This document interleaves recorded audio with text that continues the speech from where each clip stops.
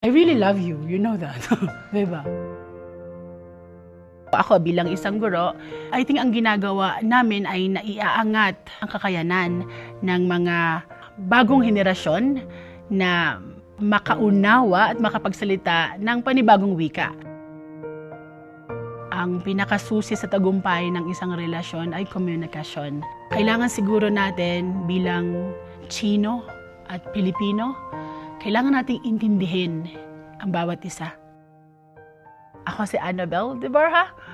You can call me Belle or Bella. Sa Pilipinas, ako ay nakatira sa Baguio, pero pinanganak talaga ako sa Batangas.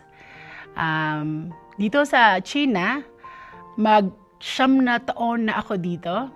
Ngayon, ako ay isang guro sa Gansu Minsu Normal University at maglilimang taon na rin akong nagkatrabaho rito bilang isang guro. Mula nang bata ako, interesado talaga ako sa kultura ng China. Siguro mahilig kasi akong manood lagi ng pelikula. At ang isa sa pelikula na hindi ko makakalimutan, yung title niya ay Not One Less. Ito yung istorya ng isang guro na nagtuturo siya sa isang village.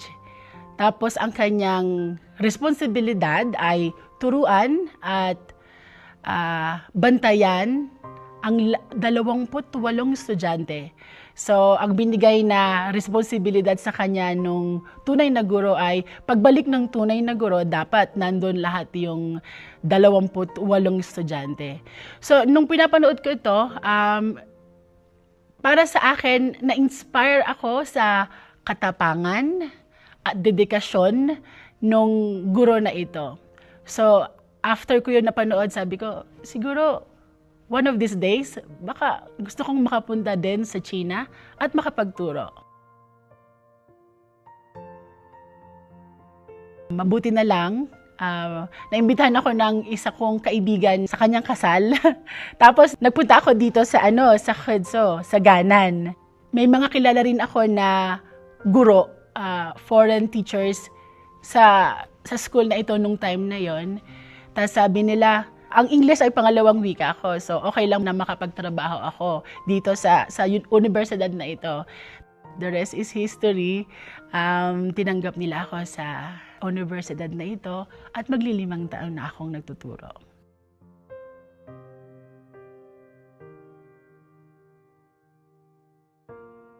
Bilang isang guro, siguro ang isang pinakamalaking hamon sa akin ay wala akong ganoong experience na magturo sa isang universidad. So, hinanda ko yung sarili ko para maiakma ko yung sarili ko na magturo sa ganitong institusyon. So, nag-aral ako ng TESOL. Yun yung Teaching English to Speakers of Other Languages. So, nung nakuha ko to, I think nakatulong talaga siya sa akin. Karamihan sa klase ko, maliban sa sa tinuturo ko sa libro, minsan ang ginagawa ko, nagpapalaro ako. I put them into groups of student, tapos kung sino ang manalo, para din ma-enjoy nila yung palaro ko, i-invite ko sila sa sa aking bahay, ipagluluto ko sila ng lutong Pinoy, adobo, sinigang. Hindi nila nagustuhan yung sinigang. Maasim kasi. Pero paborito ko yung sinigang. Tapos yun, kaldereta.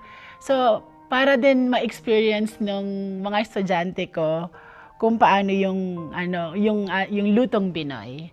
Isa yon sa mga ginagawa ko. Pangalawa, kasi mahilig nga akong tumugtog ng ukulele. Maganda ring paraan yon para lahat sila makakumanta ng, syempre, tinuturo ko ay Ingles, kumakanta kami din sa loob ng klase. Na-enjoy nila yung mga games ko, yung mga activities, at saka yung pagtugtog namin ng ukulele at pagkanta. Baby, baby, baby, oh, baby, baby, baby, oh, baby. Magkaroon din ako ng oportunidad na maibahagi natin yung kulturang Pilipino. So minsan, lagi kong binabahagi sa mga estudyante ko yung mga gandanta namin sa Pilipinas. Tapos, naipapakita ko rin sa kanila kung ano yung mga traditional na pananamit natin, kung ano yung musika natin, at saka yung kung paano ang pagmamahal natin sa ating kultura.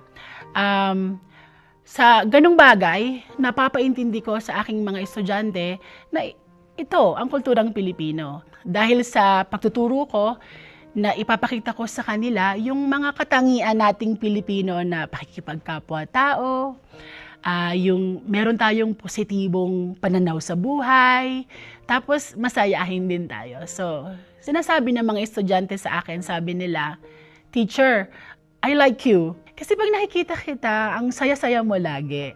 Gusto kitang makita kasi pag nakikita kitang masaya, nagiging masaya na rin ako. So, yun siguro na yung pagiging masayahin, yung pagiging positibo sa buhay, nakakatuwa naman na naiimpluwensyahan ko sila.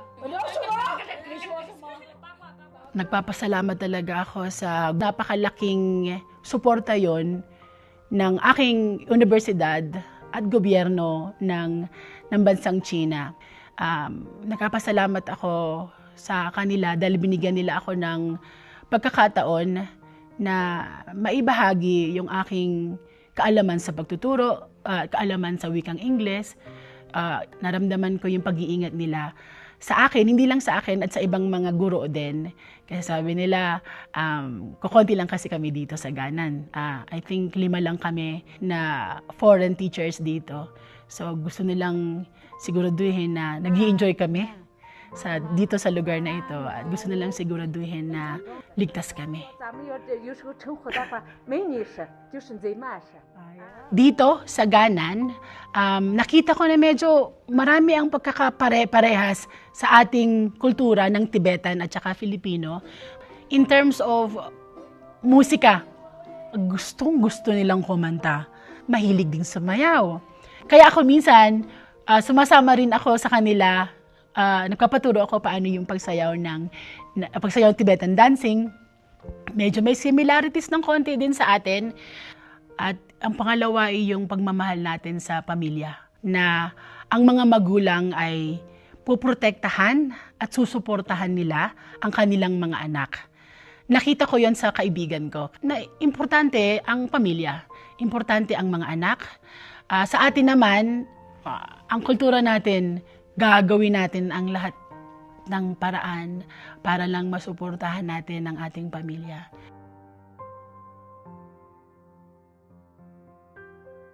Lagi akong nagpo-post ng mga photos at saka vlog na rin sa Facebook or Instagram. So, isa yun sa paraan ko para maipakita sa aking mga kaibigan, pamilya at mga Pilipino kung ano yung pamumuhay ko dito. Minsan may mga komento nga akong nakikita na ang ganda-ganda naman dyan sa lugar mo. Gusto na nilang pumunta dito. So, yun. May mga kaibigan naman ako na nasa China din, or nasa labas. Pag nagpunta sila dito, ini-explain ko sa kanila ano yung mga kultura dito patungkol sa pagkain, ano yung mga kultura patungkol sa pagpumunta ka sa isang bahay, yung gift-giving. Tapos, explain ko sa kanila kung bakit ganito yung pananamit nila. Explain ko sa kanila kung ano yung mga kaugalian ng mga Chino. Naintindihan ko na yung kultura dito. So, ako na yung nagsisilbing embahador ng kultura para sa ating kapwa Pilipino.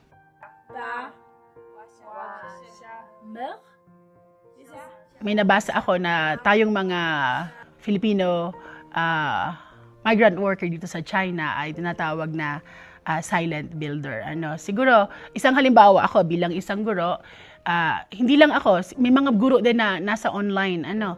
I think ang ginagawa namin ay naiaangat namin ang kakayanan ng mga bagong henerasyon na makaunawa at makapagsalita ng panibagong wika. Sa case ko ay wikang Ingles, sa iba siguro ay wikang Tagalog. So, dahil doon, nabibigyan natin sila ng pagkakataon na maging competitive, no? At ito sila yung mga sabi ko nga, bagong henerasyon, sila yung next generation ng workforce ng China. I think nakakatulong ito sa pag-unlad ng ekonomiya at ng lipunan na rin. Kung nakikita mo yung sa story ko, ito yung story na kung may pangarap ka, pwede namang maabot no? Lahat ng imposible, pwedeng maging posible kung magsisikap lang. So siguro, ang aking final na mensahe sa ating mga Pilipino na gustong maging guro dito, pag-aralan ng kultura, pag-aralan ng lingwahe, at kung mayroon kang ma-encounter na hamon, alalahanin ng iyong pagkakilanlan bilang isang Pilipino. So parang mas naiintindihan nila tayo at hopefully makatulong ito sa relasyon ng China at saka ng Pilipinas, kasi ang pinakasusi sa tagumpay ng isang relasyon ay komunikasyon. Kailangan siguro natin bilang Chino at Pilipino, kailangan nating intindihin ang bawat isa. At pag inintindi natin, inunawa natin ang kultura ng bawat isa, sa tingin ko, epektibo yon para magkaroon ng maayos na komunikasyon. At kung magkaroon tayo ng maayos na komunikasyon, maayos din ang relasyon.